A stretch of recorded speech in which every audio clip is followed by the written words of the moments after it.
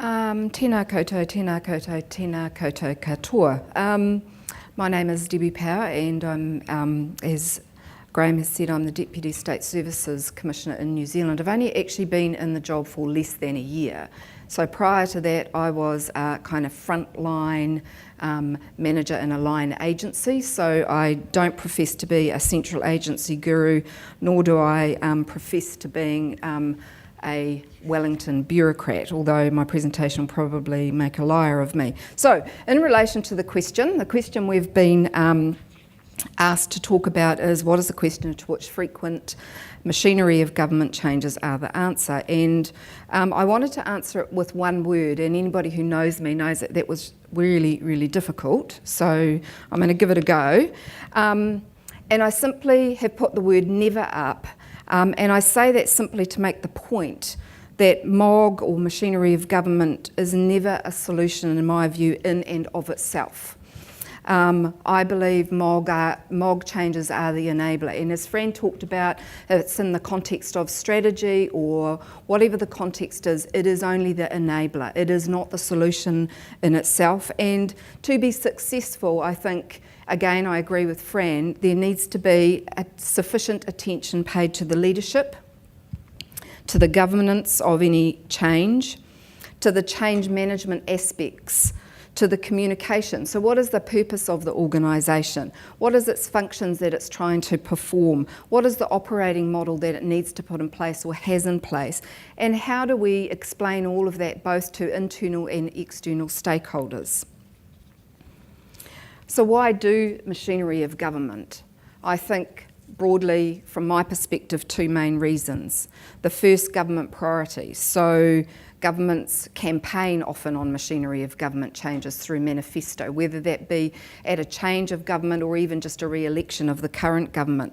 And Prime Ministers, as Fran also said, use MOG to manage their cabinets. They allocate ministerial functions and responsibilities. Interestingly, in New Zealand, and I think this is quite important, New Zealand has a population of 4.5 million people.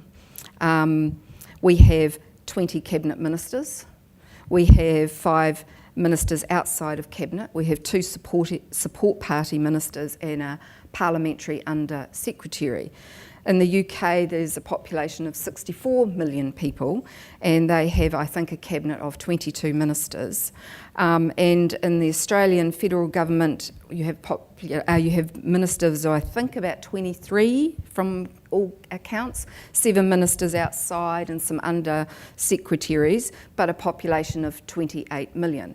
And I kind of say that just to illustrate the fact that actually in the New Zealand context, given all of that, we have a relatively large number of departments. So we have 34 in total, 28 public service departments and 6 non-public service departments. And so we have what I would already call a kind of siloed and relatively fragmented system, given the nature and the size of our population. But ministers make decisions, and we as good public servants get on and give effect to those decisions. And you know, as an example of a kind of government priority, we had a ministry in New Zealand formed called the Ministry for Business, Innovation and Employment. And it was established in 2012, so we're about 4 years in, and the purpose of that was to create a single dedicated business-facing department. So the benefits that were talked about in terms of what was hoping to be achieved was stronger policy leadership of the business growth agenda, making it easier for business to engage with government, strengthening government's ability to work on big cross-sector issues, and realising efficiency gains over time. So would we say that we've achieved all of that 4 years in? I don't think so. Have we made progress? Yes. But it's an illustration of when you bring departments together like that, it does take time. The second reason MOG changes are often put in place is for disruptive reasons. And, you know, that could be anything from shocking the system to get improvements, signalling the need for serious change, a loss of licence to operate, so whether it be a major failure, reputational damage or loss of political confidence, or a need for a step change in performance. And we've got one of the disruptive mechanisms playing out right now in New Zealand. So Child, Youth and Family, the Child Protection Agency, was established in 1999 and so far has been through 14 restructures, almost as many reviews, and is about to have another machinery of government change put upon it, where in April next year it will be separated out from the Ministry of Social Development, where it's been for about the last 6 or 7 years, and establish itself as a new entity. And, you know, what have we learnt through all of that process? I think the expert advisory group that was put in place by the government to give advice on this particular change did two things. It noted that every review in the past in relation to child protection had focused in on the child protection service per se. What it had failed to take into account was the fact that many of these vulnerable children in the system had high needs that were in other parts of the system that were not getting applied to them. So services such as health and education. So for many of the reviews, it never fundamentally addressed the fact that these were the key services that these children needed, and there was no vehicle by which to give those children those services as a priority. The second thing was many of the recommendations from past reviews were never actually put in place. So I think, Fran, you talked about the fact that, you know, people do machinery of government, get really excited about it for a while and then get quite bored quite quickly and move on. Well, actually, that's what's happened in this case. So they've done the changes, they've said, yes, we've got 30 recommendations, they only even get to 5 of them. So as a result, you only get incremental change. And that's for a variety of reasons. People get impatient. People think that machinery of government changes should happen much quicker. And so they then say, well, on to the next bright, shiny thing. So, what influences machinery of government outcomes? I think there are a number of factors that I think need to be in place to be successful. Context matters. Why are we here? Why are we doing this change? What has been behind it? You can't kind of create a new world by not acknowledging the reason why we're in this situation in the first place. Who are the participants in the machinery of government change? Both the participants who have to give effect to it and the stakeholders who potentially receive the services or the outcomes of that machinery of government change. Size matters. In the New Zealand context again, we have agencies at both ends of the spectrum in my view. If I use MB or Ministry of Business Innovation just as an example, so is it too big for one agency? They have 12 ministers, 18 portfolios, they provide support to a further 5 ministers and the Parliamentary Under-Secretary. They have 3 votes, they monitor an enormous amount of Crown entities, they are responsible for board appointments, they only have 3,500 staff, and most of those are in New Zealand with some offshore. That's all good. Does that make that too big for one chief executive to kind of navigate all of the things that they need to do? At the other end, Ministry for Women in New Zealand, 1 chief executive, 1 minister, 24 staff, $5 million. So you go, when is it too big, when is it too small? Who designs it? The design is important. I think there have been a number of examples in the New Zealand context where the design has been held really tightly and managed mostly through a central agency process, and probably most people in the organisation feel it was done to them. If we think about again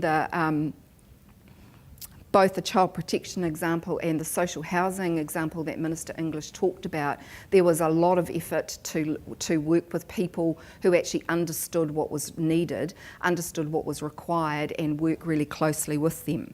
So I think that's something that needs to be thought through. And the effort on change management, right? So you can't take agencies who have different cultures, different way of working, jam them together and go, that's all good, we're all a beautiful, happy, smiling, successful organisation. It takes time. Organisations in themselves, as you guys all know, are just, organisations with desks and chairs and buildings and new signs. Actually, what you need to do is capture the hearts and minds of the people who are actually, we're wanting to deliver better outcomes based on whatever that machinery of government change is. So, and yep, there's the cost. Who's counting, eh? In the New Zealand context, our focus over the last little while has been driven by needing to deliver better outcomes for citizens. Minister English talked about customers this morning. We'll just call them citizens. It's all good. Having trusted and high-performing agencies and stewarding the system. So what we have tried to do is not always reach into the machinery of government bag of tricks in order to deliver those outcomes. And one of the things that we've put in place has been this thing called BPS results. And in about 2011, the government put a working group together which says if we want more out of the public service on particular areas, how do we get that? And the group came up with a recommendation to put in place BPS results. So we have 10 very public BPS results that are aimed to get the public service to think about delivering better results for those areas as a way to try and make them work together to deliver. And you know, they're everything from reducing long-term unemployment to child abuse to reducing reoffending, all those wonderful things. And have they achieved better results and better outcomes? For some, there is traction on some of those areas that they might not have got without the kind of, you know, shining a light on it. Has it been the panacea for everything? No. But has it started agencies thinking more deliberately about what it is that they need to do to work together? Yes. We've also seen functional leadership roles being put in place. And these are, we've got them in 3 areas where we give a chief executive cross-system mandate to drive efficiency in the provision of ICT, procurement and property management. In fact, Colin McDonald, who is the functional lead for ICT, sitting there's any questions about that, ask him later. But what it effectively has done, if we use it through the property lens, is it meant that we have been able to focus on getting better results for the government spend in terms of property footprint by enabling an independent organisation to say, actually, if we put all these agencies together, rather than each agency negotiating a property deal around town, we can get some efficiencies and we can then transfer that money and put it into frontline services.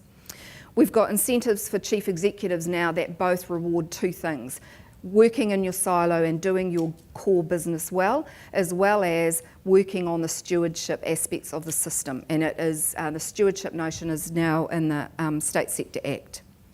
We've increased flexibility through the State Sector Act for Cs to be able to delegate functions and powers, and we've put in place some operational flexibility via multi-category appropriations that do 2 things. You can have a department use an appropriation administered by another department. You can also have a multi-category appropriation whereby actually therefore that appropriation is administered by the chief executive, which removes ministerial interference and is being used in the welfare setting. So, have we cracked it? What I would say in terms of what we're trying to achieve here, which is ultimately better outcomes for government services for citizens, have we cracked it? No. So the tools that we've used to date have taken us so far. And in fact, I was reflecting and thinking actually the most successful tools have been the reforms that we did in the 1980s, which effectively set up very vertically incentivised agencies to deliver services to New Zealanders. And actually, in the main, that's worked really well. So you've got clear lines of accountability. You know who you're delivering services to. All of the incentives work that well. And for 80% of the population, that is the right thing to do. But increasingly, and for a long, long time, and I've been around for way too long in the public service, we have struggled with how do we deal with the people for whom a lot of effort and a disproportionate amount of money and spend is going into them, where they are, you know, and you've all heard the stories, 9 cars up the driveway, 15 plans, and they're the people who are the most vulnerable in our society, and we make it the most difficult for them to engage with government. So no, we have not cracked that. And I think that machinery of government, or the ways in which we get government departments or agencies to focus on those, is the right thing to do. I'm very passionate about making sure that we don't give up on these people. Because if we give up, then we're saying, actually, be vulnerable, and you'll have to deal with, as Minister English said this morning, 22 government departments all having a bright idea about what's really good for you. And actually the cost of those individuals and their families who sit in a welfare or a justice system for most of their life is not something that I think we should sit by and just accept. So, what do we need to do? I think we need to think about machinery of government in a small machinery of government way, to think about what are the incentives that we can put in place to get agencies to work horizontally for those sorts of groups. And we've started something in New Zealand called this investment approach. And it is underpinned by an actuarial valuation. I understand over here you're thinking about doing it in the welfare setting as well. What it does do, I think, is it provides a very transparent and independent view of the potential future costs, that if we do not intervene with individuals, what is likely to happen to them from an outcome perspective. And in the New Zealand context in welfare, what it has meant is using the valuation and data to guide investments. When that was first put in place, what we discovered in New Zealand was that 5% of the welfare population, i.e. those people who did not have a job, we were putting 85% of our discretionary investment into that group. So what we were doing was we were investing a whole lot of support and services in the unemployed group. Actually, they represented the smallest proportion of the valuation and the total cost. Actually, the biggest group was sole parents and sick, and people who were sick and had disabilities. So what it made is the organisation realise that it needed to shift investment. What it also made the system think about is actually a whole lot of the costs and interventions, welfare couldn't deal with it by itself. It needed health or it needed education. And so using the liability as a way to create that horizontal movement, I think, is the trick. Have we cracked it? No. Can we? Possibly. But we need to do it in a way that puts the incentives both at what I call at a Wellington level, but equally in the front line. So because we're really good in Wellington saying this is all really good and we're changing incentives and we'll mix it all up, but actually most of the services are delivered at front line through frontline practitioners. So we not only have to change the architecture in Wellington, we have to think about how that flows directly down to frontline people delivering services and what that means. And what I would say is it means changing the arrangements for frontline people to empower them to be able to take greater decisions, to be able to use resources more flexibly. Those examples that Minister English talked about are real, and we've had them time and time and time again. And actually what it will mean is, in this new world, if we can get it right, is agencies might have to trade off their outcomes. So what I mean by that is actually that woman who has a whole lot of stuff going on in her environment, actually the best outcome that we can do is invest on the domestic violence side of it. And actually work and income will have to trade off not getting her a job, because that's not helpful in the short term. Actually what we might need to do is think about getting those kids to school and safe in the first instant. And so everybody else might need to take a back step. We're not good at that, right? Because the vertical accountability say, I have to get you a job, I have to get you a job, I have to get you this, I have to get you that. And so it just bounces up against people in terms of the way they live their lives. So if we thought about what might be possible, what if a part of the welfare liability that sits with the Chief Executive of MSD actually sat with the Ministry of Education?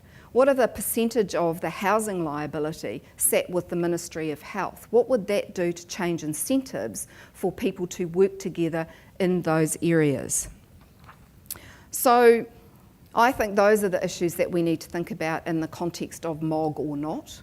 And if we don't, what happens is people reach for the MOG as a potential mechanism by which to affect that change. I'm not saying that in some circumstances that is not right, but I'm saying take care, because to fragment an already very fragmented system in the New Zealand context, you get so far and then what you do is just create another silo.